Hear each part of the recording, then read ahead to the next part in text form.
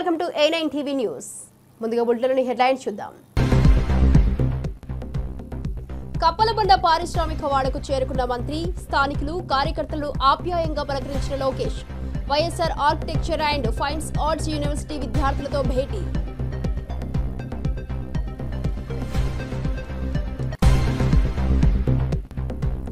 హైదరాబాద్ యశోద ఆసుపత్రిలో చేరిన కేసీఆర్. వైద్యుల సూచన మేరకే ఆసుపత్రిలో అడ్మిట్. కొనసాగుతున్న తదుపరి వైద్య పరీక్షలు.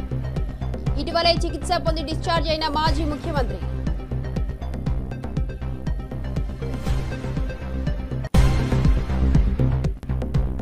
ఇంటర్ విద్యార్థి ఆవిష్కరణకు డిప్యూటీ సీఎం ప్రశంసలు. తక్కువ ఖర్చుతో బ్యాటరీ సైకిల్ రూపొందించిన యువకుడు. విద్యార్థిని వెనుక కూర్చోబెట్టుకుని సైకిల్ తొక్కిన ఉప ముఖ్యమంత్రి.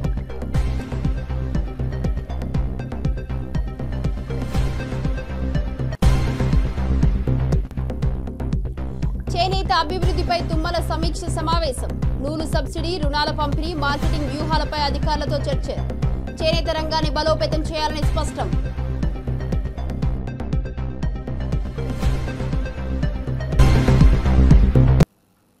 డీటెయిల్ చూస్తే కొత్త చెరువులో సీఎం లోకేష్ పాల్గొన్న mega teacher meeting. Sri Sathya Sai జిల్లా కొత్త చెరువు పాఠశాలలో జరిగిన మెగా పేరెంట్ టీచర్ మీటింగ్ లో సీఎం చంద్రబాబు విద్యార్థులకు వనరులు పాఠం చెప్పారు. మంత్రి నారా లోకేష్ విద్యార్థులతో కూర్చొని క్లాస్ విన్నారు. రాజకీయాల్లోకి రావాలని విద్యార్థులకు సీఎం పిలుపునిచ్చారు. చదువు ఎంత ముఖ్యమో సేవా భావనతో నాయకత్వం అవసరమని అన్నారు. అది ఏమంటారు? వనరులు అంటారు. మీ చుట్టూ ఒకసారి పరిశీలిస్తే అనేక వనరులు మీరు గమనించవచ్చు. తాగేదానికి ఏం కావాలంటాం? తాగినప్పుడు దాహం వేసింది, ఏం చేస్తారు మీరు? వాటర్ తాగుతారు. తాగినప్పుడు దాన్ని ఏమంటారు? అదే సమయంలో మీ పాఠశాల అయిపోయింది, ఇంటికి పోవాలి. దేంట్లో పోతారు మీరు? బస్సులో పోతారు. దాన్ని ఏమంటాం? వనరులు అంటాం. అదే సమయంలో మీరు చదివే పాఠ్యపుస్తకాలు, దాన్ని ఏమంటారు? ఎందుకు వనరు అంటున్నారు? ఉపయోగపడుతుంది కాబట్టి. వనరులు అంటే ఏంటి అని రాజు వాళ్ళ అమ్మని అడిగాడు. అడిగినప్పుడు వాళ్ళ అమ్మ చెప్పింది ఏం చెప్పిందంటే, మన అవసరాలు సంతృప్తి పరచడానికి ఉపయోగపడేది ఏదైనా సరే అది ఏమంటారు? టీచర్ చంద్రబాబు స్టూడెంట్ గా లోకేష్ క్లాస్ కి హాజరు. ఇక 8వ తరగతి విద్యార్థులకు సీఎం చంద్రబాబు స్వయంగా పాఠం చెబుతుండగా మంత్రి నారా లోకేష్ ఆసక్తిగా క్లాస్ విన్న సన్నివేశం అందరినీ ఆకట్టుకుంటుంది. ఇక చదువుతో పాటు వ్యక్తిత్వ వికాసానికి ప్రాముఖ్యత కల్పించాలన్న సందేశాన్ని ఈ కార్యక్రమం ఇచ్చింది. విద్యార్థుల మోటివేషన్ కు ఇది చక్కటి ఉదాహరణగా నిలిచింది.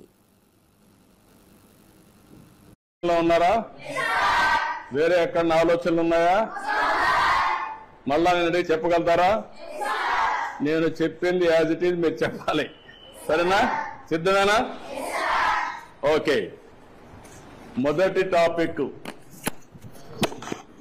ఎవరన్నా హోంవర్క్ చేసుకొని వచ్చారా? చదువుకున్నారా? ఈ సబ్జెక్టు అయితే నేను బ్రీఫ్ గా చెప్తాను. చెప్పిన తర్వాత మీరు ఏదైనా అడిగితే సమాధానం కూడా చెప్పాలి. చెప్తారు కదా? ఓకే. మొదటి సబ్జెక్ట్ వచ్చి మనకు వనరులు. వనరుల గురించి మనకు ఒక చిన్న కథ. మోనా, రాజు తమ ఇంటిని శుభ్రపరుస్తూ వాళ్ళ తల్లితో గడుపుతూ ఉంటారు. అప్పుడు ఈ బట్టలు, పాత్రలు, ఆహార ధాన్యాలు, దువ్వెనలు, తేనె సీసా, పుస్తకాలు చూడండి. వీటిలో ప్రతి ఒక్క దానికి ఉపయోగం ఉంటుంది అనింది. ఎవరు? మోనా చెప్పింది. అందుకే అవి ముఖ్యమైనవి, ఇవి అన్ని కూడా వనరులు అని ఎవరు చెప్పారు? అది అయిన తర్వాత వనరులు అంటే ఏంటి అని రాజు వాళ్ళ అమ్మని అడిగాడు. అడిగినప్పుడు వాళ్ళ అమ్మ చెప్పింది ఏం చెప్పిందంటే, మన అవసరాలు సంతృప్తి పరచడానికి ఉపయోగపడేది ఏదైనా సరే అది ఏమంటారు? వనరులు అంటారు. మీ చుట్టూ ఒకసారి పరిశీలిస్తే అనేక వనరులు మీరు గమనించవచ్చు. తాగేదానికి ఏం కావాలంటాం? తాగినప్పుడు దాహం వేసింది ఏం చేస్తారు మీరు? వాటర్ తాగుతారు. తాగినప్పుడు దాన్ని ఏమంటారు? అదే సమయంలో మీ పాఠశాల అయిపోయింది, ఇంటికి పోవాలి. దేంట్లో పోతారు మీరు? బస్సులో పోతారు. దాన్ని ఏమంటాం? వనరులు అంటాం. అదే సమయంలో మీరు చదివే పాఠ్యపుస్తకాలు, దాన్ని ఏమంటారు? ఎందుకు వనరు అంటున్నారు? ఉపయోగపడుతుంది కాబట్టి. మీ నాన్న ఇంటికి పోతానే మీకేదో తినిబండారం ఇస్తాడు. దాన్ని తాజా కూరగాయలతో కూడా తయారు చేస్తాడు. దాన్ని ఏమంటారు? వనరులు అంటారు. ఎందుకు? ఉపయోగపడుతుంది. నీరు, విద్యుత్, అదే మాదిరిగా బస్సు, కూరగాయలు, పాఠ్యపుస్తకం, ఇవన్నీ కూడా వనరులు. ఇవన్నీ కూడా తయారు చేసినప్పుడు నేరుగా గాని వస్తువులతో తయారు చేస్తారు. అవునా కాదా అని అడుగుతున్నా మిమ్మల్ని. ఇది రావడానికి తయారు చేసే అన్ని కూడా వనరులే. అవునా కాదా? కాబట్టి ఏదైనా ఒక వస్తువు వనరులుగా ఏ విధంగా మారుతుంది అని రాజుకు అనుమానం వస్తుంది. రాజుకు అనుమానం వస్తే చేనేత అభివృద్ధిపై తుమ్మల సమీక్ష సమావేశం. చేనేత, జౌళి శాఖపై మంత్రి తుమ్మల నాగేశ్వరరావు సమీక్ష నిర్వహించారు. నూలు సబ్సిడీ, రుణాల పంపిణీ, మార్కెటింగ్ వ్యూహాలపై అధికారులతో చర్చించారు. గద్వాల్, పోచంపల్లి చీరల ఉత్పత్తి పెంపు, కార్మికుల సంక్షేమం కోసం మరిన్ని ఉపాధి అవకాశాలు కల్పించాలన్నారు. చేనేత రంగాన్ని బలోపేతం చేయాలని స్పష్టం చేశారు.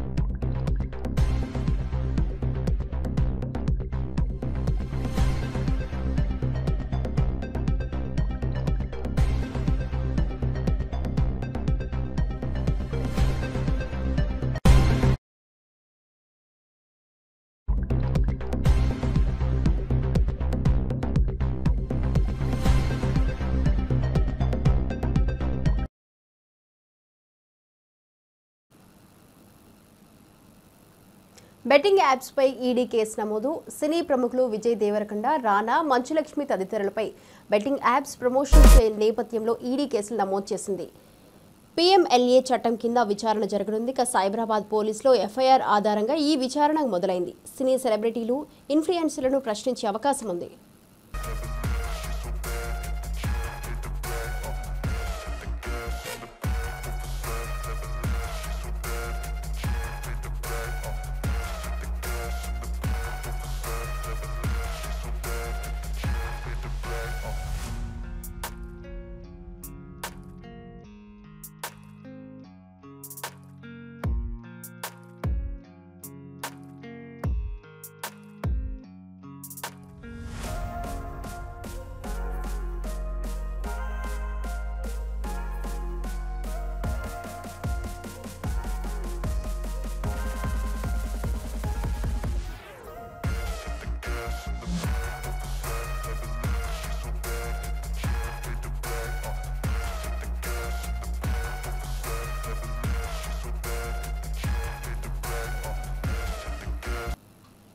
తల్లికి వందనం కార్యక్రమంపై లోకేష్ సందేశం. గురువులే చదువుతో పాటు జీవిత పాఠాలు చెప్పే మార్గదర్శకులని మంత్రి లోకేష్ అన్నారు. తల్లుల ఘనతను గుర్తించే విధంగా తల్లికి వందనం కార్యక్రమాన్ని ప్రభుత్వం చేపట్టిందన్నారు. విద్యార్థుల తనను మలుచుకున్న గురువులను ఎప్పటికీ గుర్తుంచుకోవాలన్నారు. విద్యారంగం పటిష్టతకు ఇది సరైన దిక్సూచి అని తెలిపారు. బ్లాక్ బోర్డ్ మీద చాక్ పీస్ తో అక్షరాలు రాసిన ఛాంపియన్స్ మన గురువులు. క్లాస్ రూమ్ లో చదువుతో పాటు జీవిత పాఠాలు చెప్పేది మన గురువు. స్టూడెంట్ ర్యాంకులు కొడితే ఆనందపడేది మన గురువు. స్టూడెంట్కి ఉద్యోగాలు వస్తే గర్వంగా చెప్పేది మన గురువు. అందుకే మనం ఎంత ఎదిగినా ఎంత పైకెళ్ళినా మన గురువుని ప్రత్యేకంగా మన పాఠశాలని మనం జీవితాంతం గుర్తుపెట్టుకోవాల్సిన అవసరం ఉంది. మాతృదేవో భవ. అమ్మ అంటే 2 అక్షరాలు కాదు, కనిపించే దేవత. తన జీవితం మన కోసం త్యాగం చేసేది మన అమ్మ. మన భవిష్యత్తు కోసం అహర్నిశలు కష్టపడేది మన అమ్మ. మనకి నడక నేర్పేది అమ్మ, మనకి బాధ్యత కూడా నేర్పేది అమ్మ. అందుకే గౌరవ ముఖ్యమంత్రి గారు తల్లికి వందనమని ఆనాడు చెప్పినప్పుడు కేవలం డబ్బులు ఇస్తాం కాదు, తల్లి పట్ల గౌరవం పెరగాలి, ఎప్పుడో తల్లికి అండగా నిలబడాలి. నేను పాదయాత్రలో ఎప్పుడు చెప్పేవాడిని, అమ్మని జాగ్రత్తగా చూసుకొని నాన్న ఏడిపించమని. అమ్మని మన గుండెల్లో పెట్టుకుని కాపాడాల్సిన బాధ్యత ఇక్కడున్న మనందరిపైన ఉంది. గౌరవ ముఖ్యమంత్రి గారు నన్ను విద్యాశాఖ మంత్రి చేసినప్పుడు నాకు ఒకటే చెప్పారు, ప్రైవేట్ పాఠశాలలకి ధీటుగా ప్రభుత్వ విద్యని తీర్చిదిద్దామని నేను చెప్పారు. అందుకే మీరు చూస్తే ఎప్పుడు లేని విధంగా ఈరోజు అద్భుతమైన యూనిఫామ్లు మీకు అందజేశాం, పుస్తకాలు ఇచ్చాం. ప్రైవేట్ సంస్థకి ధీటుగా ఈరోజు మీకు బ్యాగులు కూడా ప్రభుత్వం అందజేసింది, షూలు కానీ ఇవన్నీ కూడా ప్రభుత్వం అందజేసింది. ఇక్కడున్న తల్లిదండ్రులు ఒక్కసారి ఆలోచించమని కోరుతున్నా. గతంలో యూనిఫామ్లు ఇచ్చారు, నాణ్యత ఉండేది కాదు. ఈరోజు మేము ఇచ్చిన యూనిఫామ్ అన్ని స్టడీ చేసి కొంచెం బయట ఎండగా ఉన్నా కూడా పిల్లలకి ఇబ్బంది ఉండకూడదు, ఎక్కువ చవంట పట్టకూడదని అద్భుతమైన ఫ్యాబ్రిక్ కూడా తెస్తాం జరిగింది. ఇంతేకాకుండా ప్రభుత్వ పాఠశాల అద్భుతమైన ఉపాధ్యాయులు ఉన్నారు. ప్రైవేట్ పాఠశాల కన్నా మెరుగైన క్వాలిఫికేషన్ ఉన్న ఉపాధ్యాయులు. బ్యాటరీ సైకిల్ వారుడికి పవన్ కళ్యాణ్ ప్రోత్సాహం.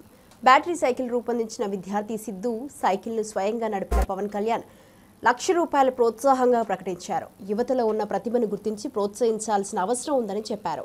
ఇంజనీరింగ్ లేని గ్రామీణ విద్యార్థి కొత్త ఆవిష్కరణకు ఇదే చక్కటి గుర్తింపని పేర్కొన్నారు.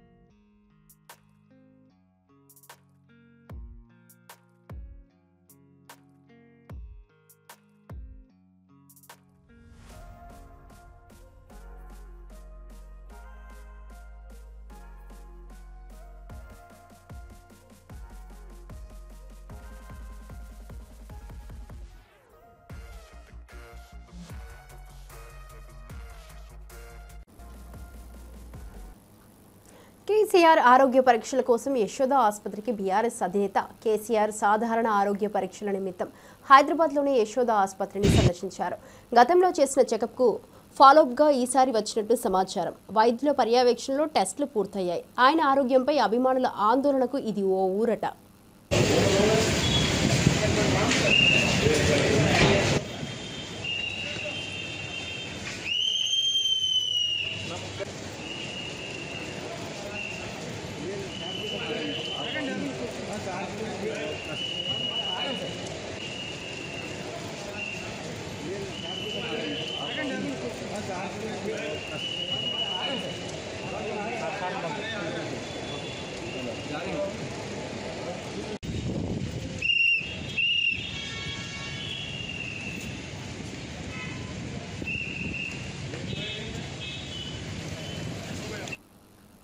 ఆలస్యం చేసిన ప్రాజెక్టులే ఇప్పుడు సమస్యల కారణం.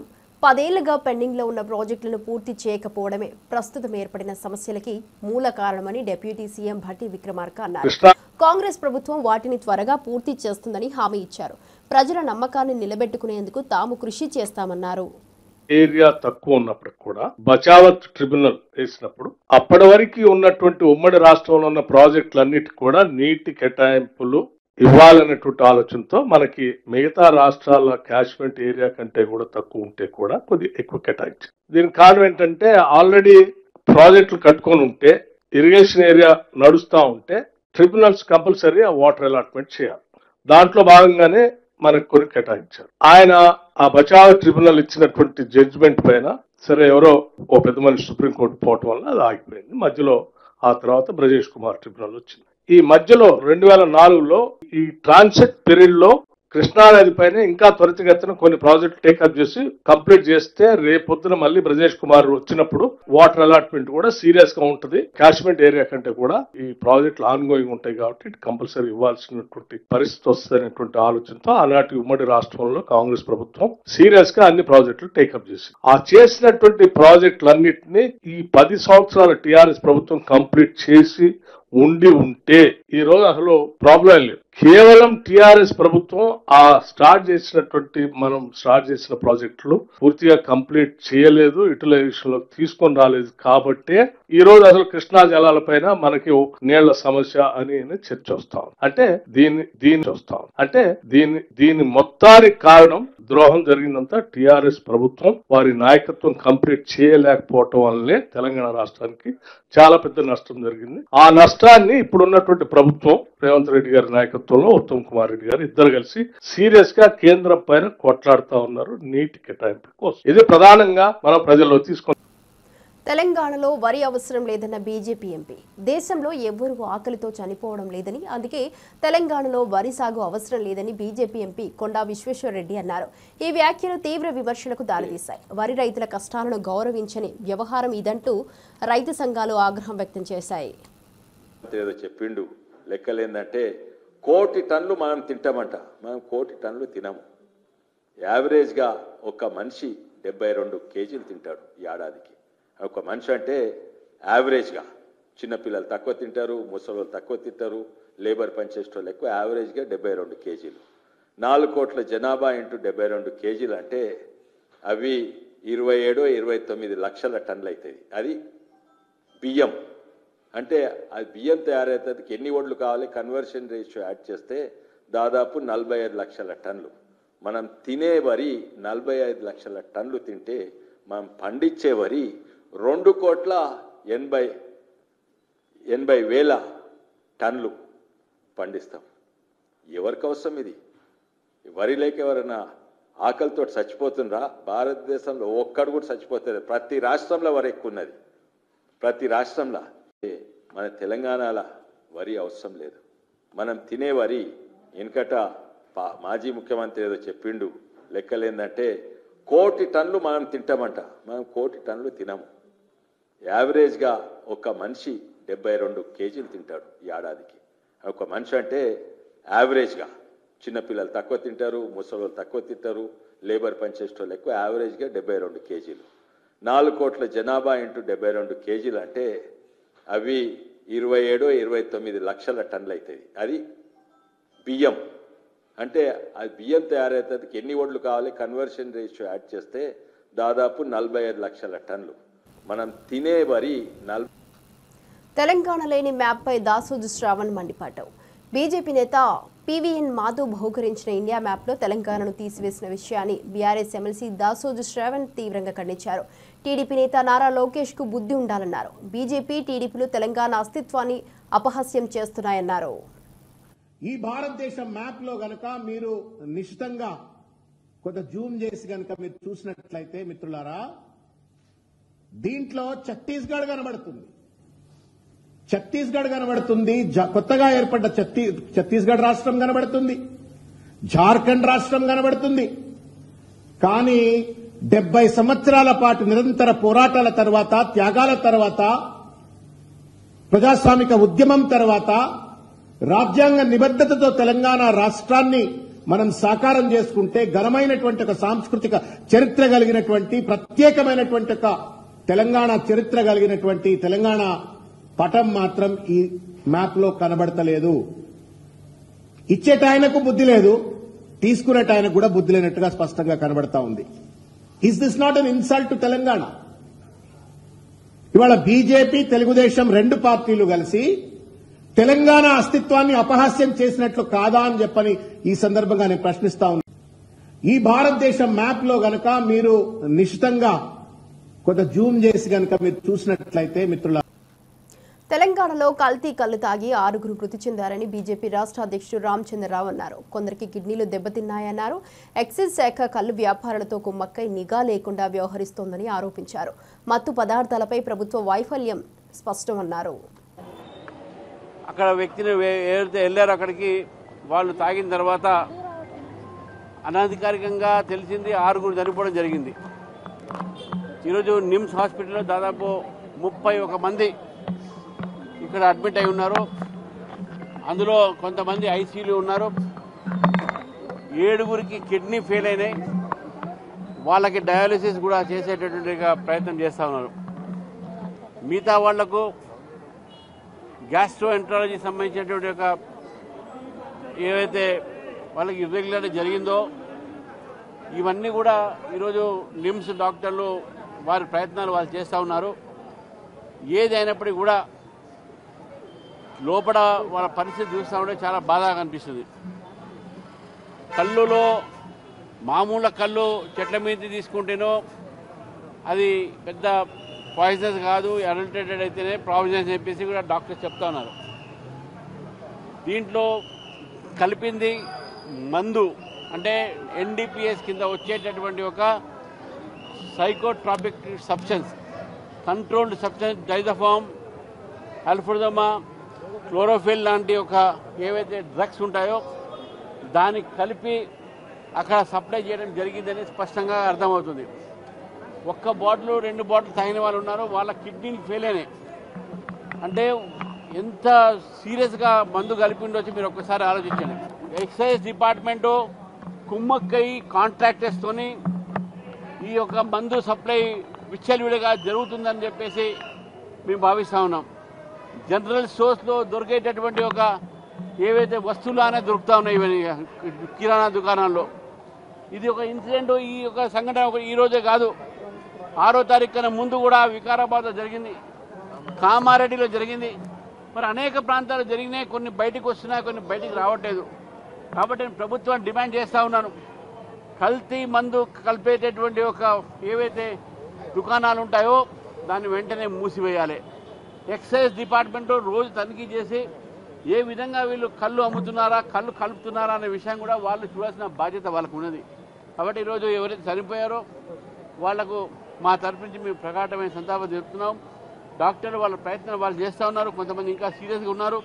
31 మంది ఇక్కడ ఒకటే హాస్పిటల్లో ఉన్నారంటే ఇంకా చాలామంది వాళ్ళు ప్రైవేట్గా వేరే చోట కూడా వెళ్ళిపోవడం జరిగింది. కాబట్టి ఇది హైదరాబాద్ నగరంలో ఈ మధ్య కాలంలో జరిగినటువంటి ఒక ఏదైతే సంఘటన ఉందో ఇది చాలా పెద్ద సంఘటన. దీని పట్ల ప్రభుత్వం ఇప్పటికైనా కన్ను తెరిచి ఇటువంటి ఒక సంఘటన జరగకుండా ఉండాలని చెప్పేసి కూడా మేము కోరుతాం. ప్రెస్ క్లబ్లు పబ్బులు అంటూ తెలంగాణ సీఎం రేవంత్ రెడ్డి చేసిన వ్యాఖ్యలపై తీవ్ర విమర్శలు వెల్లువెత్తుతున్నాయి. జర్నలిస్టులను అవమానించడంతో పాటు ప్రెస్ క్లబ్ స్థానాన్ని తక్కువ చేస్తూ చేసిన ఈ వ్యాఖ్యలు బాధాకరమని బీఆర్ఎస్ ఖండించింది. మహాన్యూస్ ఘటనపై వెంటనే స్పందించిన వారు రేవంత్ వ్యాఖ్యలపై ఎందుకు మౌనం వహిస్తున్నారని ప్రశ్నించింది. బీజేపీ, కమ్యూనిస్టు పార్టీలు కూడా ఎందుకు స్పందించలేదని నిలదీశారు. రేవంత్ గతంలో ఇదే ప్రెస్ క్లబ్లో మీట్ ది ప్రెస్లో పాల్గొన్నప్పుడు గౌరవంగా మాట్లాడారు. ఇప్పుడు ముఖ్యమంత్రి అయ్యాక తలపు మారడం ఏంటని బీఆర్ఎస్ మండిపడుతోంది. వెంటనే క్షమాపణ చెప్పాలని డిమాండ్ చేసింది. మరి ఒక 10 మంది కలిసేటువంటి కలయిక కలిసినటువంటి క్లబ్ని ఇవాళ పేకాడ క్లబ్ లాగా మాట్లాడి, పబ్బులాగా మాట్లాడి ఇవాళ జర్నలిస్టులని అవమానపరిచినటువంటి రేవంత్ రెడ్డి జర్నలిస్ట్ సమాజానికి క్షమాపణ చెప్పాలని చెప్పేసి డిమాండ్ చేస్తా ఉన్నాం. అదే సోమాజిగూడ క్లబ్లో ఈ మాట్లాడుతున్నటువంటి రేవంత్ రెడ్డి సరిగ్గా ముఖ్యమంత్రి అయ్యే కంటే 20 రోజుల ముందు సోమాజిగూడ ప్రెస్ క్లబ్లో ఆయన ప్రెస్ మీట్ పెట్టినటువంటి విషయాన్ని మర్చిపోయిండు. సోమాజిగూడ ప్రెస్ క్లబ్ వేదికగా మా ప్రభుత్వం పైన అనేక విమర్శలు చేసినటువంటి రేవంత్ రెడ్డి ఆ సోమాజిగూడ ప్రెస్ క్లబ్ని అవమానించడం అనేటువంటిది దుర్మార్గం. రేవంత్ రెడ్డికి ఒక లక్షణం ఉన్నది, ఏరు దాటగానే తప్ప ముంచేటువంటి లక్షణం ఉన్నది రేవంత్ రెడ్డికి.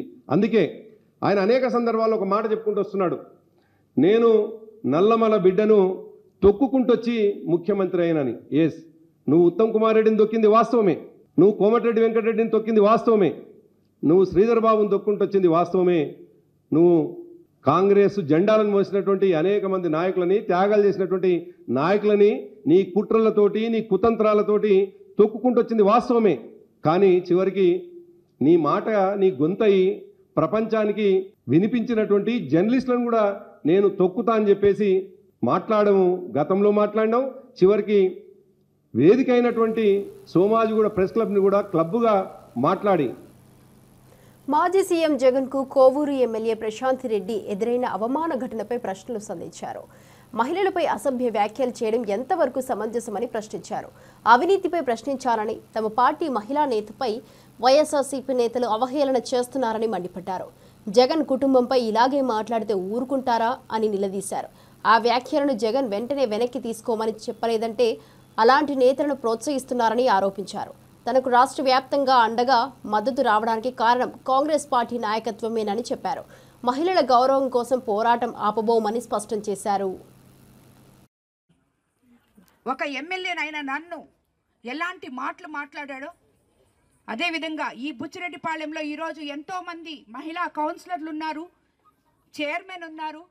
ఇలాగా 33% రాబోయే రోజుల్లో రిజర్వేషన్ వస్తుంటే మహిళలు ముందుకొచ్చి మేము రాజకీయాల్లో రాణిస్తాము, మీకన్నా మేము బాగా చేసి చూపిస్తాము అని చెప్పి ముందుకొచ్చే ధైర్యవంతమైన మహిళలందరినీ అవినీతిని గురించి మేము ప్రశ్నిస్తే అవినీతిని గురించి నువ్వు తిరిగి సమాధానం చెప్పలేక మమ్మల్ని అవహేళన చేసి నీకు సపోర్ట్ చేసే వైసీపీ నాయకులు, నేను ఈరోజు జగన్మోహన్ రెడ్డి గారిని కూడా అడుగుతున్నాను, సార్ మీరు ఎందుకు మీ వాళ్ళని ఇలా ఎంకరేజ్ చేస్తున్నారు? ఏం తప్పు చేశామని మహిళలకి ఇంత అన్యాయం ఎందుకు? మీరు మీ ఇంట్లో వాళ్ళని అంటే మీరు ఊరుకుంటారా? ఒక్కసారి మీరు ఈ మాట్లాడే వాళ్ళకి ఒక్కరికొక్కరికి ఫోన్ చేసి ఏం చేస్తున్నారా మీరు, మీ మాటలు వెనక్కి తీసుకోండి, ఒక మహిళని, కుటుంబ స్త్రీని ఎందుకు ఇలా మాట్లాడుతున్నారు అని ఒక్క మాట అడగలేకపోయారు. ఈరోజు రాష్ట్రమంతా, దేశమంతా నా వైపు ఉంది, నాతో ఉంది. అందుకు కారణం తెలుగుదేశం పార్టీ నాయకత్వం, ఎంతో పటిష్టమైన నాయకత్వం, ఉమ్మడి ప్రభుత్వం. చంద్రబాబు నాయుడు గారి దగ్గర నుంచి, లోకేష్ బాబు గారి దగ్గర నుంచి, ఈరోజు పవన్ కళ్యాణ్ గారి దగ్గర నుంచి, భువనేశ్వరమ్మ దగ్గర నుంచి అందరూ నన్ను ఓన్ చేసుకొని వాళ్ళ బిడ్డలాగా, వాళ్ళ కుటుంబ సభ్యురాల్లాగా ఈరోజు ప్రతి ఎమ్మెల్యే, ప్రతి ఎంపీ, ప్రతి మినిస్టరు, అందరూ అధికారులు ప్రతి ఒక్కరూ ఒక లైన్కి వచ్చి ఒక ఆడబిడ్డకి అన్యాయం జరిగింది అని మాట్లాడుతుంటే ఇంకా అచ్చొచ్చిన ఆంబోతుల్ని ఊరి మీద వదిలి వాళ్ళు చేసింది నిజము, వాళ్ళు మాట్లాడింది నిజము అని మీ నాయకుల చేత చెప్పిస్తూ ఏం తప్పు మాట్లాడాడు ప్రసన్నని మాట్లాడిస్తూ. బులెటిన్ ముగించే ముందు మరోసారి హెడ్లైన్ చూద్దాం. కప్పలబండ పారిశ్రామిక వాడకు చేరుకున్న మంత్రి, స్థానికులు, కార్యకర్తలను ఆప్యాయంగా పలకరించిన Lokesh. YSR Architecture and Fine Arts University విద్యార్థులతో భేటీ.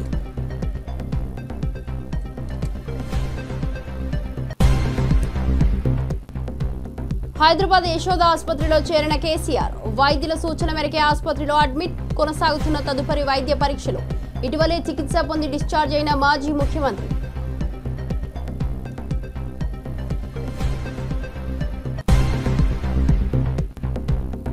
ఇంటర్ విద్యార్థి ఆవిష్కరణకు డిప్యూటీ సీఎం ప్రశంసలు. తక్కువ ఖర్చుతో బ్యాటరీ సైకిల్ రూపొందించిన యువకులు. విద్యార్థిని వెనుక కూర్చోబెట్టుకుని సైకిల్ తొక్కిన ఉప ముఖ్యమంత్రి.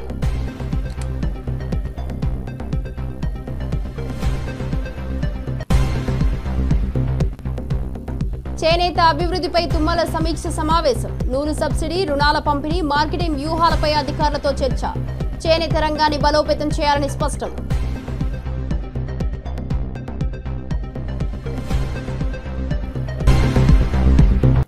ఇవి ఇప్పటివరకు బులెటిన్ అప్డేట్. చూస్తూనే ఉండండి A9 టీవీ న్యూస్.